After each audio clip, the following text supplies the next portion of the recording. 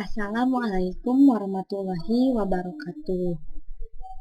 Apa kabar anak-anak? Semoga kalian tetap dalam keadaan sehat walafiat dan semoga kalian tetap semangat ya walaupun pembelajaran hingga akhir semester ini dilakukan daring. Semoga untuk semester depan kita bisa bertatap muka kembali. Nah, anak-anak, hari ini adalah pertemuan terakhir sebelum kalian melaksanakan UAS di minggu depan. Nah, pada pertemuan kali ini kita akan membahas mengenai apa itu bakteri. Nah, kalian pasti tahu bahwa di lingkungan kita atau di sekitar kita terdapat makhluk mikroorganisme yang tidak dapat dilihat seperti bakteri. Nah, tujuan pembelajaran kali ini yang pertama, kalian mampu mengidentifikasi ciri bakteri dengan tepat. Kemudian, kalian mampu mengelompokkan bakteri dengan benar. Yang ketiga, kalian mampu menjelaskan perkembangbiakan bakteri dengan tepat. Kemudian, kalian mampu mengidentifikasi peranan bakteri melalui soal yang diberikan oleh ibu dengan benar. Nah, anak-anak, mari kita simak informasi berikut. Allah Subhanahu wa Ta'ala dalam Al-Quran berfirman yang artinya, "Dan Dia telah menciptakan kuda, bagal, dan keledai agar kamu menungganginya dan menjadikannya perhiasan. Dan Allah menciptakan apa yang kamu tidak ketahui." Nah, dari ayat Al-Quran berikut dapat kita ambil hikmahnya bahwa Allah menciptakan apa yang kamu tidak ketahui, seperti makhluk-makhluk yang tidak bisa dilihat oleh mata. Nah, salah satunya adalah kelompok Monera atau bakteri ini. Nah, untuk lebih lanjut, kita akan membahas materi bakteri. Semoga materi ini bermanfaat dan silakan simak sampai akhir.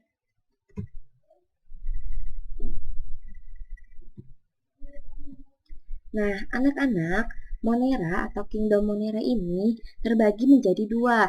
Yang pertama ada Eubacteria dan yang kedua ada Archaebacteria.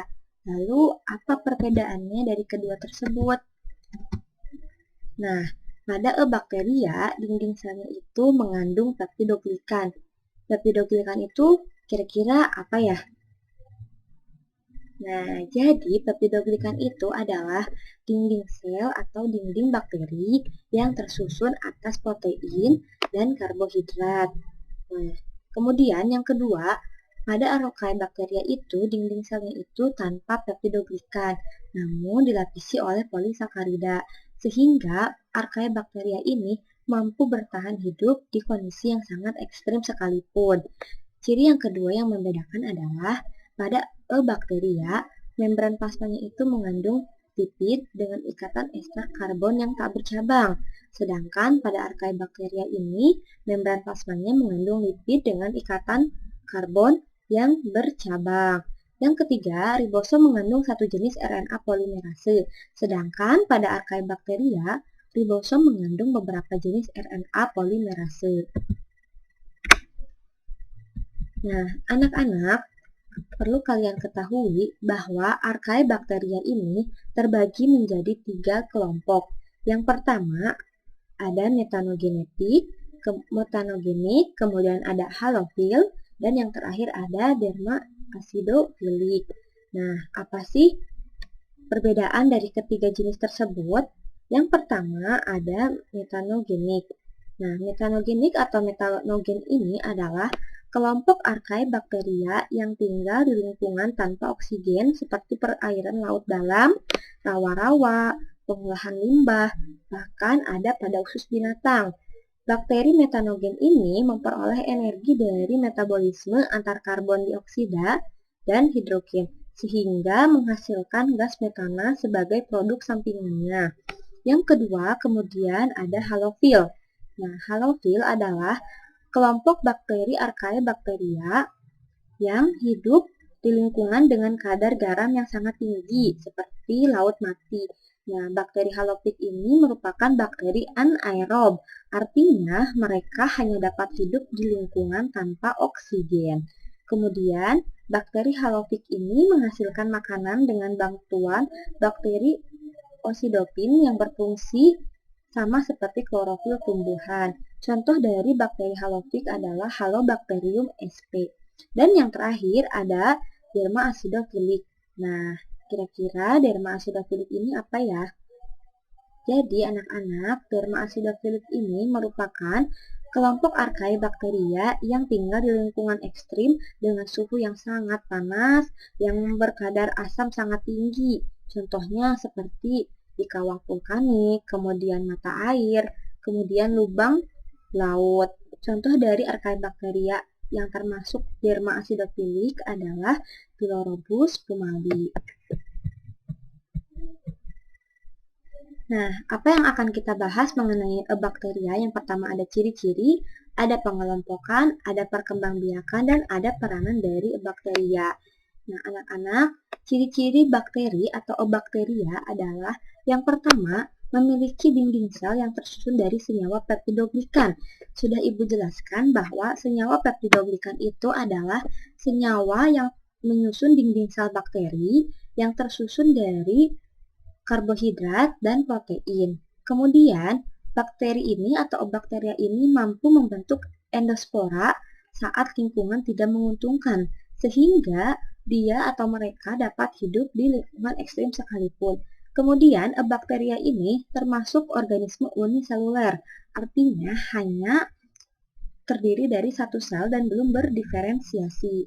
Nah, perlu kalian ketahui bahwa bakteria ini termasuk organisme prokariot, yang artinya tidak memiliki membran inti, berbeda dengan tumbuhan ataupun animalia. Kemudian, ciri bakteri yang lainnya adalah bakteri ini umumnya tidak memiliki klorofil. Nah, yang selanjutnya ada ukuran dan bentuk bakteri. Yang pertama, bentuk bakteri ini ada seperti kokus atau bulat-bulat.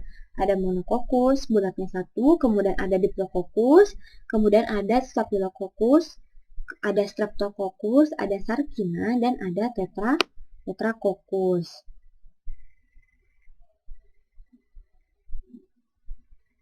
Yang kedua ada bakteri-bakteri basil atau batang. Nah, seperti monobasil, ada diplobasil, dan ada streptobasil. Biasanya bakteri basil ini seperti Bacillus bulgaris, Bacillus casei, Bacillus bulgaris. Kemudian bentuk-bentuk bakteri Spirilia. Nah, seperti lantai ada spiral, ada vibrio, ada spiroseta atau memiliki seta. Selanjutnya adalah struktur dari bakteri. Nah, bakteri ini memiliki struktur luar dan struktur dalam. Struktur luarnya yaitu seperti dinding sel, kemudian kapsul, membran sel, flagel, dan villi. Sedangkan struktur dalamnya terdiri dari sitoplasma, nukleolid, ribosom, dan plasmid. Lalu fungsi dari masing-masing struktur bakteri tersebut apa saja sih? Nah, yang pertama ada lapisan lendir atau kapsul. Nah, sel bakteri menghasilkan lendir ke permukaan selnya. Nah, lendir ini tersusun dari air dan polisakarida dan biasanya terdapat pada bakteri saprofit. Fungsi dari kapsul adalah sebagai lapisan pelindung dan mempertahankan kelembapan sel bakteri. Kemudian yang kedua ada dinding sel. Nah, seperti yang telah Ibu jelaskan bahwa dinding sel itu tersusun dari peptidoglikan. Kemudian yang selanjutnya ada membran plasma. Nah, membran plasma ini untuk mengontrol pergantian zat yang ada pada sel yang di luar ataupun di dalam sel. Yang terakhir ada villi. Villi ini merupakan rambut-rambut halus yang tumbuh di dinding sel, mirip flagel. Nah, fungsi dari villi adalah untuk membantu perlekatan pada substrat dan penyaluran materi genetik pada saat konjugasi. Jadi, villi ini berperan pada saat konjugasi atau reproduksi seksual bakteri. Kemudian ada flagella. Nah, flagel ini adalah bulu cambuk yang terdiri atas senyawa protein. Fungsi dari flagella ini adalah alat untuk pergerakan. Nah, selanjutnya ada struktur dalam bakteri. Yang pertama ada sitoplasma. Nah, sitoplasma ini merupakan cairan yang tidak berwarna yang tersusun dari air, bahan organik seperti protein, karbohidrat, dan lemak. Fungsi dari sitoplasma ini adalah wadah atau tempat berlangsungnya reaksi-reaksi metabolisme sel bakteri. Kemudian ada ribosom. Nah, ribosom ini tempat terjadinya sintesis protein. Kemudian ada nukleoid sebagai inti sel. Lalu ada plasmid. Nah, plasmid ini adalah rekayasa genetika atau bahan genetik pembawa gen yang ingin disisipkan kepada bakteri. Kemudian ada pilus, atau fimbra. Nah, pilus ini adalah mendukung bakteri untuk melekat di sebuah medium atau untuk melekatkan bakteri dengan bakteri lainnya. Nah, pilus ini berperan pada saat konjugasi.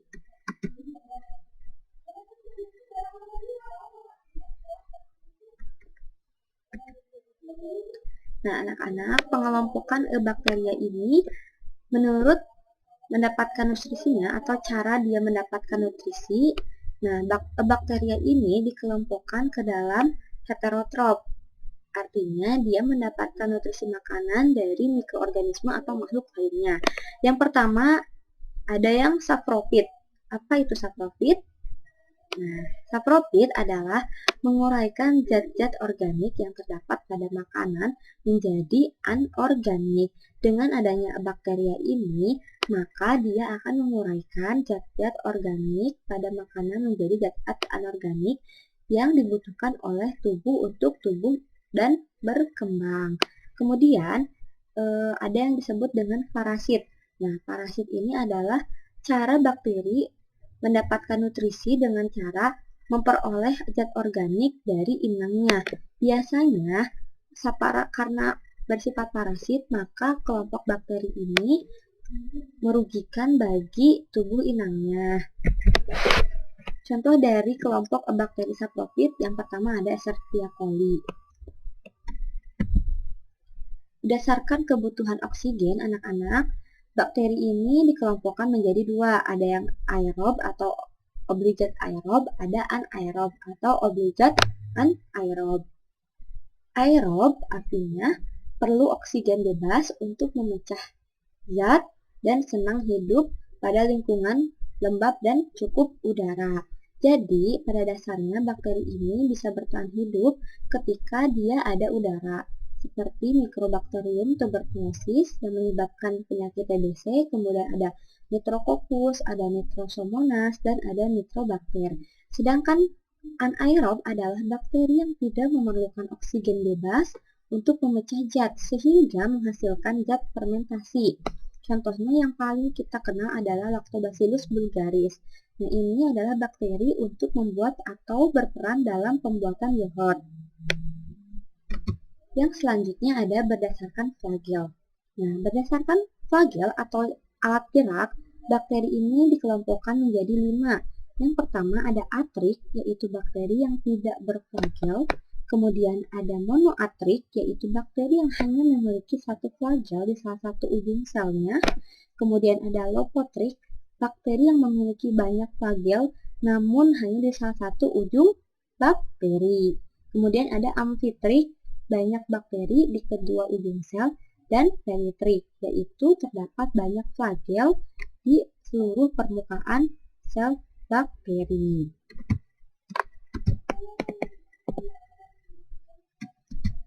Nah, berdasarkan pengecatan gram, bakteri ini dikelompokkan menjadi 2. Ada yang dinamakan dengan bakteri gram positif, kemudian ada yang dinamakan dengan bakteri gram negatif. Nah, perbedaan dari keduanya adalah yang pertama, pada bakteri gram positif, dinding selnya itu tersusun atas peptidoglikan yang tebal. Nah, kemudian bakteri gram positif ini mampu mempertahankan kristal violet saat diujikan. Artinya, dia mampu menghasilkan warna ungu saat diuji oleh pengecatan gram. Kemudian, kenapa dia dikatakan gram positif? Karena yang pertama dia dinding selnya tebal, kemudian dia tidak mempunyai membran luar. Nah, jenis ini juga rentan terhadap kekeringan, tapi tidak terlalu resisten terhadap antibiotik. Jadi, bakteri gram positif ini dapat dikatakan sebagai bakteri yang tidak terlalu kuat. Kemudian, bakteri gram negatif yang pertama adalah dinding selnya tipis dan tertutup oleh lapisan polisakarida. Nah, biasanya dia akan menghasilkan warna merah saat diuji oleh mikroskop. Kemudian, bakteri gram negatif ini biasanya rentan terhadap antibiotik dan memiliki membran luar. Contoh dari bakteri gram positif adalah Staphylococcus aureus, kemudian Escherichia coli, dan Pseudomonas aeruginosa.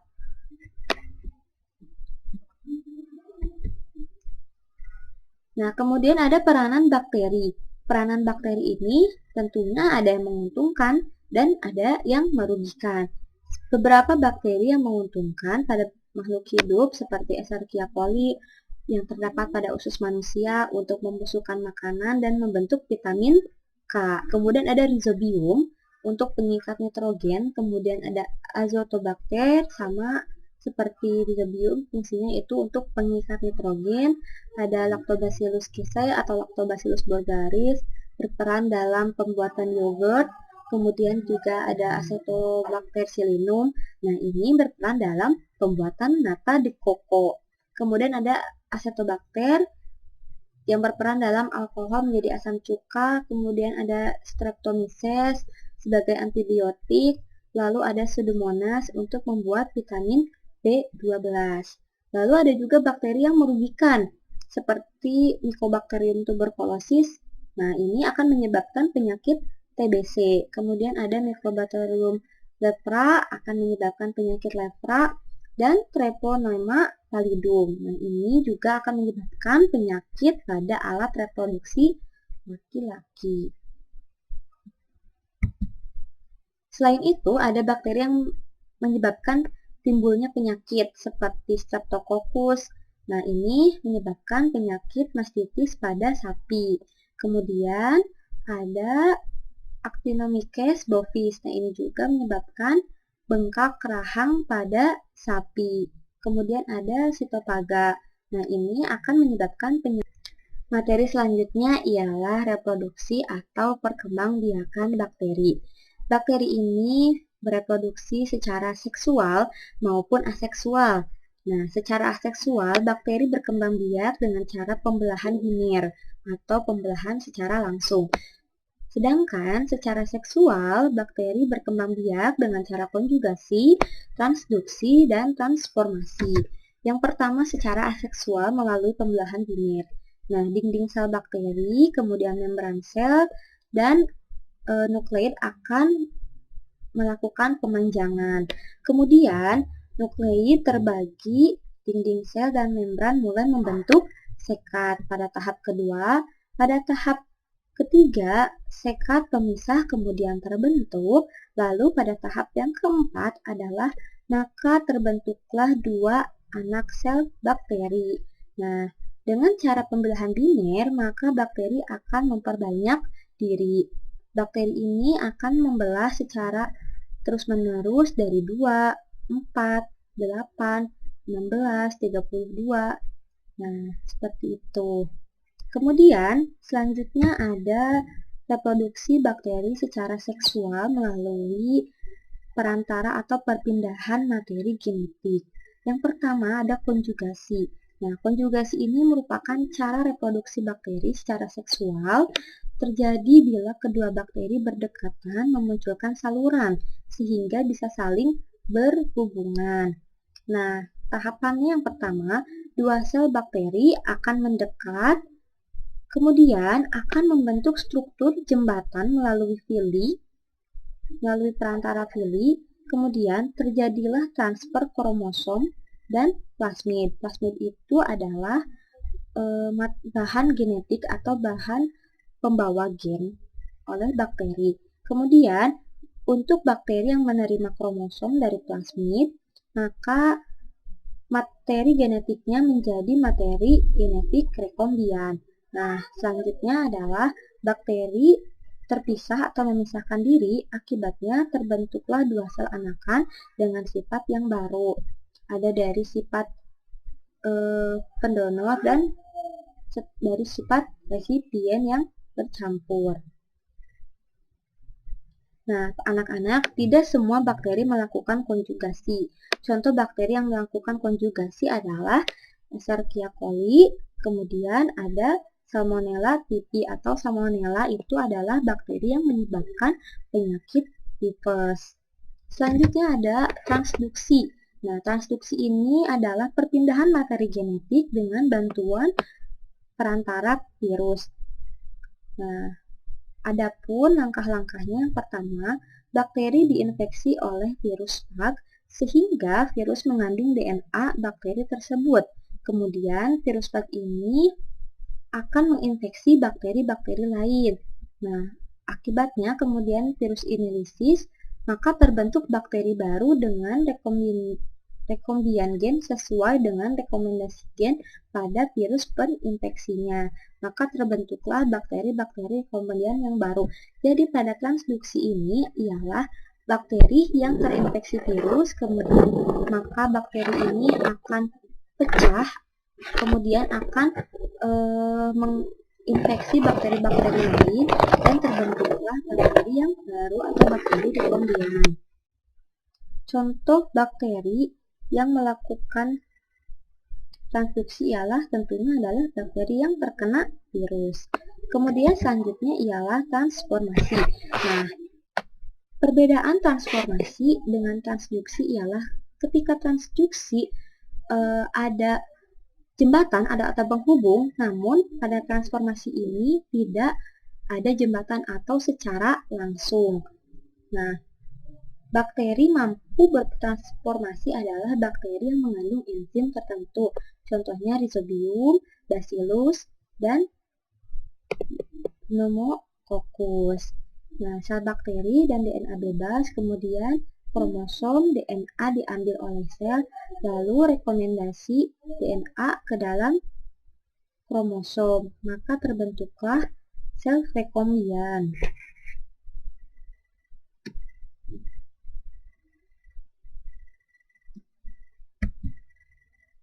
Nah,